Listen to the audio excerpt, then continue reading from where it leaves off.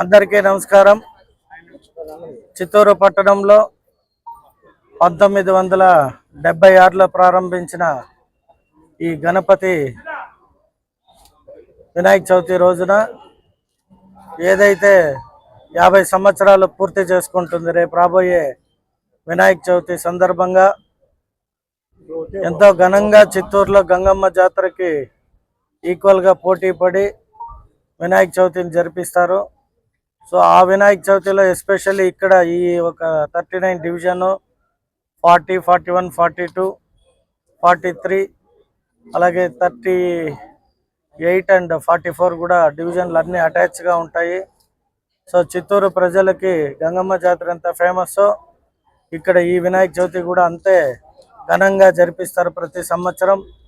ఆ భగవంతుని ఆశీస్సుల వల్ల నేను కూడా 2 సార్లు పాల్గొన్నా. ఇది 3వసారి 50వ సంవత్సరం కాబట్టి ఘనంగా చిత్తూరులో ఎప్పుడూ జరగని విధంగా ఏర్పాట్లు చేస్తున్నారు. మా అన్న ఇది 50వ సంవత్సరం పూర్తయితా ఉంది కాబట్టి ఎటువంటి ఆటంకాలు లేకుండా ఆ విఘ్నేశ్వరుని పూజిస్తే ఎటువంటి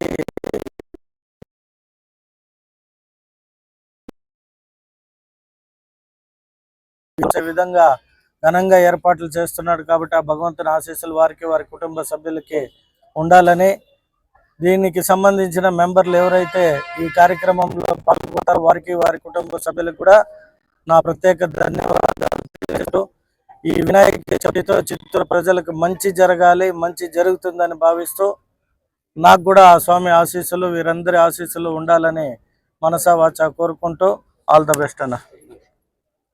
నమస్కారం. శ్రీ శివశక్తి వినాయక స్వామి గాంధీ రోడ్లో డిఐ రోడ్లో ఈసారి 50వ సంవత్సరం చాలా ఘనంగా జరుపుతున్నాం. గోల్డెన్ జూబ్లీ ఇయర్ సెలబ్రేషన్ చాలా ఘనంగా ఉంటుంది. ప్రజలందరూ కలిసి వచ్చి చూడవలసిగా కోరుతున్నాం. ఈసారి 14వ తారీఖు నుంచి 24వ తారీఖు వరకు 11 రోజులు కార్యక్రమం జరుగుతుంది. దాంతో ముఖ్యంగా 20వ తారీఖు ఆదివారం సాయంకాలం 4:30-5 గంటల సమయంలో పుణ్యమ గుడి వీధిలో ఉన్న ఆంజనేయ స్వామి గుడిలో లడ్డు తయారు చేసి అక్కడి నుంచి ఊరేగింపుగా 1.5 టన్తో లడ్డు చేసి మన వినాయకుడికి తీసుకొచ్చి సమర్పిస్తున్నాం. సో ర్యాలీగా తీసుకొస్తున్నాం. అందరూ కలిసి జయప్రదం చేస్తుందిగా కోరుతున్నాం.